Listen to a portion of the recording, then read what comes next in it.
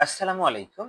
জাতীয় বিশ্ববিদ্যালয়ের ইসলামের ইতিহাস ও সংস্কৃতি বিভাগের দ্বিতীয় বর্ষের শিক্ষার্থী যারা রয়েছেন সারা বাংলাদেশে এবং ডিগ্রি দ্বিতীয় বর্ষের শিক্ষার্থী বিএ যারা রয়েছেন সারা বাংলাদেশে, সবাইকে আজকের এই ভিডিওতে স্বাগত জানাচ্ছি।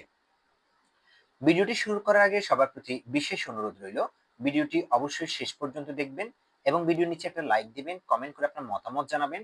পাশাপাশি চ্যানেলটি সাবস্ক্রাইব করা না থাকলে অবশ্যই সাবস্ক্রাইব করবেন। আপনাদের ইসলামের ইতিহাস ও সংস্কৃতি বিভাগের মুসলমানদের ইতিহাস 1526 খ্রিস্টাব্দ পর্যন্ত যে কোর্সটি বা যে পত্রটি রয়েছে ডিগ্রির ক্ষেত্রে, সেটার ক বিভাগ অর্থাৎ সংক্ষিপ্ত এক কথায় উত্তরের যে প্রশ্নগুলো রয়েছে সেটার উপর আপনাদেরকে সাজেশন প্রদান করা হবে। মোট প্রশ্ন আমি এখানে হয়তো 45 থেকে 50টি বলবো। এখান থেকে আপনি ফাইনাল পরীক্ষায়, নির্বাচনী পরীক্ষায়, প্রাক নির্বাচনী পরীক্ষায়, সকল পরীক্ষা আপনি মোটামুটি একটা প্রশ্ন কমন পাবেন বলে গ্যারান্টি দিচ্ছি। অর্থাৎ 10টা অ্যান্সার করতে হবে, তো আপনি মোটামুটি 8 থেকে 9টা কনফার্ম আপনি এখান থেকে কমন পাবেন। তো আমরা প্রথমে শুরু করতে যাচ্ছি। প্রথম প্রশ্নটি হচ্ছে, সাসনামা গ্রন্থের লেখককে? উত্তর হচ্ছে, সাসনামা গ্রন্থের লেখক হচ্ছে আলী বিন হামিদ। সাসনামা গ্রন্থের লেখককে? উত্তর হচ্ছে, সাসনামা গ্রন্থের লেখক হলেন আলী বিন হামিদ। পরের প্রশ্নটি হচ্ছে, সাসনামা গ্রন্থে ভারতীয় উপমহাদেশের কোন অঞ্চলের ইতিহাস লিখিত হয়েছে? উত্তর হচ্ছে, সিন্ধু প্রদেশের ইতিহাস লিখিত হয়েছে। আবারও বলছি, সাসনামা গ্রন্থে ভারতের কোন অঞ্চলের ইতিহাস লিখিত হয়েছে? উত্তর হচ্ছে, সিন্ধু প্রদেশের ইতিহাস লিখিত হয়েছে। পরের প্রশ্নটি হচ্ছে, কিতাব আল হিন্দ গ্রন্থের রচয়িতাকে? কিতাব উল হিন্দ গ্রন্থের রচয়িতা হলো আল বিরুনি। তবাকাতি নাসিরি গ্রন্থের রচয়িতা হলেন মিনহাজি সিরাজ। আবারও বলছি, তবাকাতি নাসিরি গ্রন্থের রচয়িতাকে? উত্তর হচ্ছে, মিনহাজ ই সিরাজ। তারপরের প্রশ্নটি হচ্ছে, তাজুল মাসির গ্রন্থের রচয়িতাকে? উত্তর হচ্ছে, হাসান নিজামি। তাজুল মাসির গ্রন্থের লেখককে? উত্তর হচ্ছে, হাসান নিজামির। তারপরের প্রশ্নটি হচ্ছে, ইবনে বতুতা। ইবনে বতুতা মূলত কে ছিলেন? ইবনে বতুতা ছিলেন মূলত মরক্কো থেকে আগত একজন পর্যটক বা পর্যবেক্ষক বা ভ্রমণকারী ছিলেন ইবনে বতুতা। তারপরের প্রশ্নটি হচ্ছে, রাজা দাহির কোন বংশের শাসক ছিলেন? উত্তর হচ্ছে, ছাচ বংশের শাসক ছিলেন। মুসলিম বিজয়ের প্রাক্কালে সিন্ধুর রাজধানী কোথায় ছিল? উত্তর হচ্ছে, সিন্ধুর রাজধানী ছিল হচ্ছে আলোরে। সিন্ধু বিজয়ের প্রাক্কালে সিন্ধুর রাজধানী ছিল হচ্ছে আলোরে। জৈন ধর্মের প্রবর্তক কে ছিলেন? উত্তর হচ্ছে, মহাবীর। ভারতবর্ষকে নৃতত্ত্বের জনক বলেছেন কে? ভারতবর্ষকে নৃতত্ত্বের জনক বলেছেন কে? উত্তর হচ্ছে, ভিনসেন্ট স্মিথ। ভারতবর্ষকে নৃতত্ত্বের জনক বলেছেন ভিনসেন্ট স্মিথ। তার পরের প্রশ্নটি হচ্ছে, আরবদের সিন্ধু অভিযানের সময় মুসলিম বিশ্বের খলিফা কে ছিলেন? উত্তর হচ্ছে, উমাইয়া খলিফা আল ওয়ালিদ ছিলেন। আবারও বলছি, আরবদের সিন্ধু বিজয়ের প্রাক্কালে মুসলিম বিশ্বের খলিফা কে ছিলেন? উত্তর হচ্ছে, উমাইয়া খলিফা আল ওয়ালিদ তখন ক্ষমতায় ছিলেন। আরবগণ কর্তৃক সিন্ধু বিজয় ভারতবর্ষ ও ইসলামের ইতিহাসে একটি উপাখ্যান বিশেষ, ইহা একটি নিষ্ফল বিজয়। উক্তিটি কে করেছিলেন? উক্তিটি হচ্ছে ঐতিহাসিক স্ট্যানলি নেলফুল উক্তিটি করেছিলেন। তার পরের প্রশ্নটি হচ্ছে, আরবরা কত সালে সিন্ধু বিজয় করেছিল? উত্তর হচ্ছে, 712 খ্রিস্টাব্দে আরবরা সিন্ধু বিজয় করেছিল। জওহর ব্রত কি? এই জওহর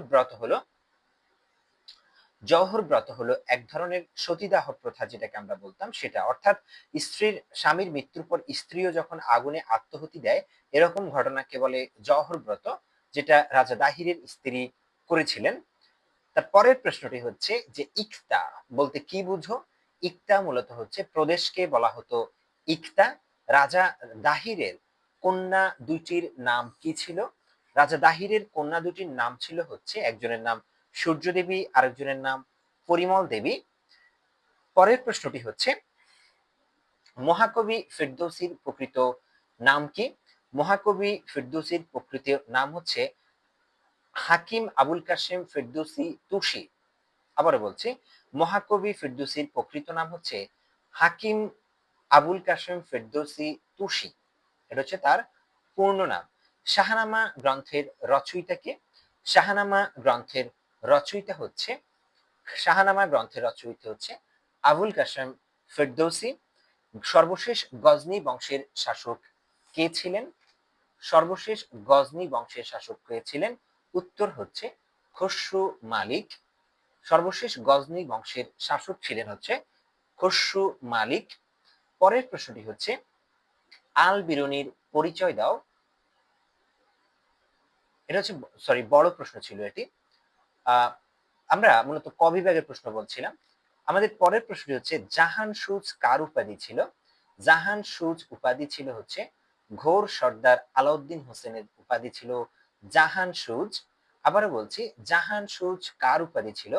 জাহান সুজ উপাধি ছিল ঘোর সর্দার আলাউদ্দিন হোসেনের উপাধি। পৃথ্বীরাজের সাথে মোহাম্মদ ঘুরির প্রথম যুদ্ধের নাম কি? এটা হচ্ছে তরাইনের প্রথম যুদ্ধ। আবারও বলছি, পৃথ্বীরাজের সাথে মোহাম্মদ ঘুরির প্রথম যুদ্ধের নাম কি? উত্তর হচ্ছে তরাইনের যুদ্ধ, তরাইনের প্রথম যুদ্ধ এটি। তরাইনের প্রথম যুদ্ধ কখন সংঘটিত হয়? উত্তর হচ্ছে 1191 খ্রিস্টাব্দে তরাইনের প্রথম যুদ্ধটি সংঘটিত হয়। তরাইনের প্রথম যুদ্ধ মোহাম্মদ ঘুরির প্রতিপক্ষ কে ছিলেন? উত্তর হচ্ছে পৃথ্বীরাজ। মূলত হচ্ছে তরাইনের প্রথম যুদ্ধে প্রতিপক্ষ ছিলেন মোহাম্মদ ঘুরির। দিল্লি সালতানাতের প্রতিষ্ঠাতা কাকে বলা হয়? দিল্লি সালতানাতের প্রতিষ্ঠাতা বলা হয় কুতুবউদ্দিন আইবেককে। দিল্লি সালতানাতের প্রতিষ্ঠাতা বলা হয় কুতুবউদ্দিন আইবেককে। মুসলিম ভারতে দিল্লি সিংহাসনে প্রথম সুলতানের নাম কুতুবউদ্দিন আইবেক। কে মামলুক বংশ প্রতিষ্ঠা করেন? উত্তর হচ্ছে কুতুবউদ্দিন আইবেক। ভারতবর্ষে প্রথম স্বাধীন মুসলিম রাজবংশের নাম কি? উত্তর হচ্ছে দাস বংশ বা মামলুক বংশ। পরের প্রশ্নটি হচ্ছে আলাইদিন কা ঝোপড়া মসজিদটি কে নির্মাণ করেন? উত্তর হচ্ছে মসজিদ আলাইদিন কা মসজিদটি কোথায় নির্মাণ করা হয়? উত্তর হচ্ছে ভারতের রাজস্থানের আজমির শহরে এটি অবস্থিত। কুয়াতুল ইসলাম মসজিদ কে নির্মাণ করেন? উত্তর হচ্ছে কুতুবউদ্দিন আইবেক কুয়াতুল ইসলাম মসজিদটি নির্মাণ করেন। শামসুদ্দিন ইলতুৎমিশ কোন বংশের শাসক ছিলেন? উত্তর হচ্ছে মামলুক বা দাস বংশ। দিল্লি সালতানাতের প্রকৃত প্রতিষ্ঠাতা কে ছিলেন? উত্তর হচ্ছে ইলতুৎমিশ দিল্লি সালতানাতের প্রকৃত প্রতিষ্ঠাতা ছিলেন। সুলতানি আজম উপাধিতে কাকে ভূষিত করা হয়? সুলতানি আজম উপাধিতে ভূষিত করা হয় হচ্ছে মূলত খলিফা মুস্তানসির ইলতুৎমিশকে এটি উপাধিতে ভূষিত করেছিলেন। কোন সুফি সাধক মূলত সুলতান আল হিন্দ নামে পরিচিতি লাভ করেন? উত্তর হচ্ছে খাজা মঈনুদ্দিন হাসান চিশতিকে মূলত সুলতান আল হিন্দ নামে পরিচিতি করা হয় একজন সুফি সাধক হিসেবে। পরের প্রশ্নটি হচ্ছে কোন সনে চেঙ্গিস খান ভারত আক্রমণ করেন? উত্তর হচ্ছে 1221 খ্রিস্টাব্দে তিনি ভারত আক্রমণ করেছিলেন চেঙ্গিস খান। বান্দেগানি চেহেলগান এটি কি ছিল? বন্দেগানি চেহেলগান ছিল হচ্ছে মামলুক আমিরের শক্তিশালী 40 জনের একটি মামলুক দল। তারপর হচ্ছে ভারতবর্ষে সর্বপ্রথম মুসলিম মুদ্রা চালু করেন কে? উত্তর হচ্ছে ইলতুৎমিশ ভারতবর্ষে প্রথম মুসলিম মুদ্রা চালু করেছিলেন। দিল্লি সিংহাসনে অধিষ্ঠিত প্রথম মুসলিম মহিলা কে ছিলেন? উত্তর হচ্ছে সুলতানা রাজিয়া। সুলতান ইলতুৎমিশের কন্যার নাম কি ছিল? উত্তর হচ্ছে সুলতানা রাজিয়া। সুলতানা রাজিয়া। তার পরের প্রশ্নটি হচ্ছে যে সুলতান গিয়াসউদ্দিন বলবনের প্রকৃত নাম কি ছিল? উত্তর হচ্ছে বাহাউদ্দিন। সুলতান গিয়াসউদ্দিন বলবনের প্রকৃত নাম কি ছিল? উত্তর হচ্ছে বাহাউদ্দিন। সুলতান নাসিরউদ্দিন বলবনকে কি উপাধি দেন? উলুগ খান। উলুগ খান উপাধি দেওয়া হয়। তারপর হচ্ছে দিল্লির কোন সুলতান রক্তপাত ও কঠোর নীতি প্রয়োগ করেছিলেন? এটি হচ্ছে সুলতান গিয়াসউদ্দিন বলবন। কোন সুলতান রক্তপাত ও কঠোর নীতি প্রণয়ন করেছিলেন? উত্তর হচ্ছে গিয়াসউদ্দিন বলবন। পরের প্রশ্নটি হচ্ছে ভারতের তোতা পাখি বলা হয় কাকে? ভারতের তোতা পাখি বলা হয় হচ্ছে আমির খসরুকে ভারতের তোতা পাখি বলা হয়। ভারতে খলজি বংশ কে প্রতিষ্ঠা করেন? ভারতে খলজি বংশ প্রতিষ্ঠা করেন হচ্ছে জালালউদ্দিন ফিরোজ খলজি। ভারতে খলজি বংশ প্রতিষ্ঠা করেন জালালউদ্দিন ফিরোজ খলজি। দ্রব্যমূল্য নিয়ন্ত্রণ প্রথার প্রবর্তক শাসক কে? আলাউদ্দিন খলজি।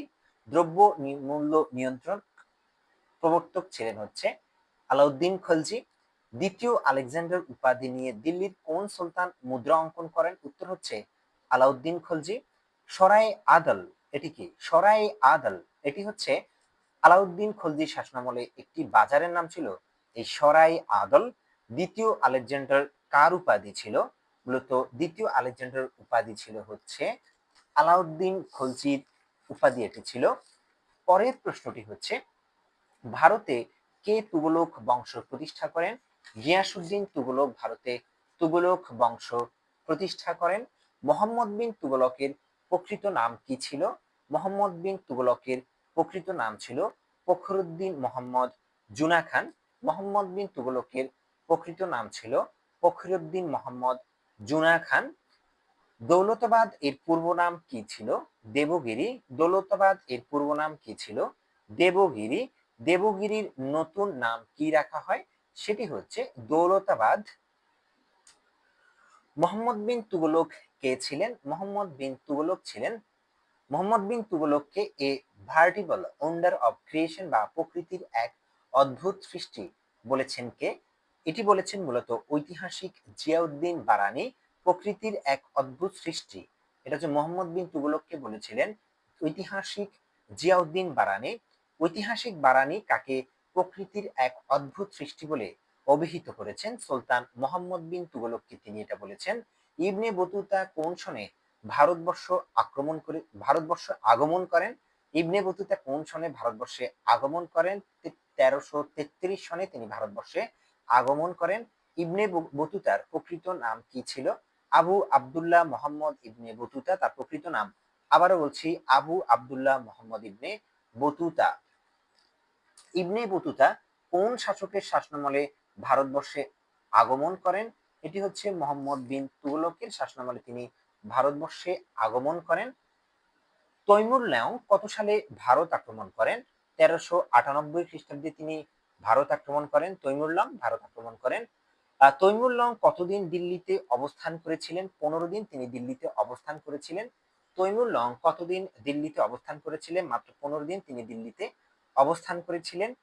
এরপরে আমরা যাচ্ছি হচ্ছে জৌনপুর নগরী কে প্রতিষ্ঠা করেন? জৌনপুর নগরী প্রতিষ্ঠা করেন সুলতান ফিরোজ শাহ তুগলক। জৌনপুর নগরী প্রতিষ্ঠা করেন কোন সুফি সাধক সুলতানুল হিন্দ নামে অভিহিত হয়েছিলেন?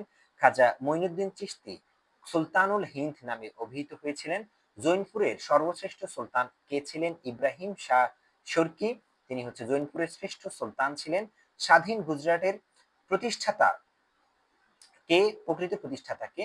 সুলতান আহমদ শাহ হচ্ছে স্বাধীন গুজরাটের প্রকৃত প্রতিষ্ঠাতা সুলতান আহমদ শাহ। পরের প্রশ্ন হচ্ছে গুজরাটের শেষ স্বাধীন সুলতান কে ছিলেন? গুজরাটের শেষ স্বাধীন সুলতান ছিল তৃতীয় মুজাফর শাহ, যিনি গুজরাটের শেষ স্বাধীন সুলতান ছিলেন। কাশ্মীরে কে মুসলিম শাসন প্রতিষ্ঠা করেন? মূলত কাশ্মীরে মুসলিম শাসন প্রতিষ্ঠা করেন শাহ মীর। কাশ্মীরে মুসলিম শাসন প্রতিষ্ঠা করেছিলেন সহজ কথায় শাহ মীর। তারপরের প্রশ্নটি হচ্ছে কাশ্মীরে কাশ্মীরের আকবর বলা হয় কাকে? কাশ্মীরের আকবর বলা হয় হচ্ছে সুলতান জয়নুল আবেদিনকে কাশ্মীরের আকবর বলা হয়ে থাকে। সুলতান কে কাশ্মীরের আকবর বলা হয়ে থাকে। তারপরের প্রশ্নটি হচ্ছে স্বাধীন খানদেশ রাজ্যের প্রতিষ্ঠাতাকে? মালিক রাজা ফারুকি হচ্ছে স্বাধীন খানদেশ রাজ্যের প্রতিষ্ঠাতা। বাহমনি রাজ্য কোথায় ছিল? দৌলতাবাদে। বাহমান রাজ্যের প্রতিষ্ঠাতাকে? আলাউদ্দিন বাহমান শাহ। তারপরের প্রশ্নটি হচ্ছে মাহমুদ গাওয়ান কে ছিলেন? মাহমুদ গাওয়ান ছিলেন দ্বিতীয় মোহাম্মদ শাহ বাহমনির প্রধানমন্ত্রী। বিজয়নগর রাজ্যের প্রতিষ্ঠাতা কে ছিলেন? বিজয়নগর রাজ্যের প্রতিষ্ঠাতা ছিলেন হরিহর ও বক্কু। সৈয়দ বংশের প্রতিষ্ঠাতাকে? সৈয়দ বংশের প্রতিষ্ঠাতা হলেন খিজির খান। সৈয়দ বংশের প্রতিষ্ঠাতা হলেন খিজির খান। খিজির খান কোন বংশের প্রতিষ্ঠাতা? সৈয়দ বংশের প্রতিষ্ঠাতা হলেন খিজির খান। খিজির খানের উপাধি উপাধি কে কি ছিল? উত্তর হচ্ছে তাজুল মুলক। খিজির খানের উপাধি ছিল তাজুল। মূল খিজির খানের উপাধি ছিল লোদী বংশের প্রতিষ্ঠাতা কে? লোদী বংশের প্রতিষ্ঠাতা হলেন বাহলুল লোদী। লোদী বংশ কত সালে প্রতিষ্ঠিত হয়েছিল? 1451 খ্রিস্টাব্দে লোদী বংশ প্রতিষ্ঠিত হয়েছিল। এই লোদী বংশের কত বছর শাসন করেছিল? লোদী বংশ 1517 থেকে 1526, 9 বছর শাসন করেছিল।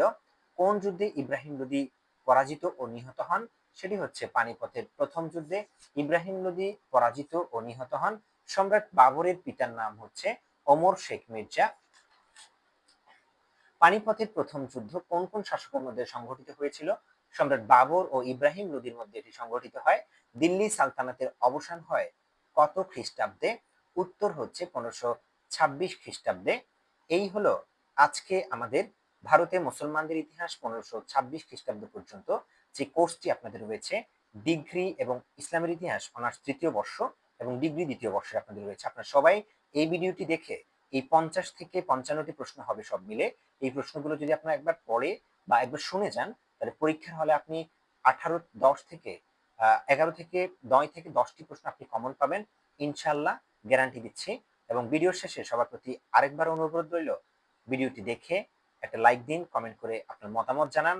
চ্যানেলটি সাবস্ক্রাইব করা না থাকলে অবশ্যই সাবস্ক্রাইব করুন। আপনার পরিচিত যারা ইতিহাস বিষয় নিয়ে পড়াশোনা করছে কিংবা প্রথম বর্ষে যারা বাংলাদেশের ইতিহাসের কোর্সটি আবশ্যিক রয়েছে, সবাইকে আমার চ্যানেলটিতে যুক্ত করে দেওয়ার জন্য অনুরোধ রয়েছে এবং চ্যানেলটি শেয়ার করার জন্য আন্তরিকভাবে অনুরোধ করছি। চ্যানেলটি সাবস্ক্রাইব করবেন। আসসালামু আলাইকুম।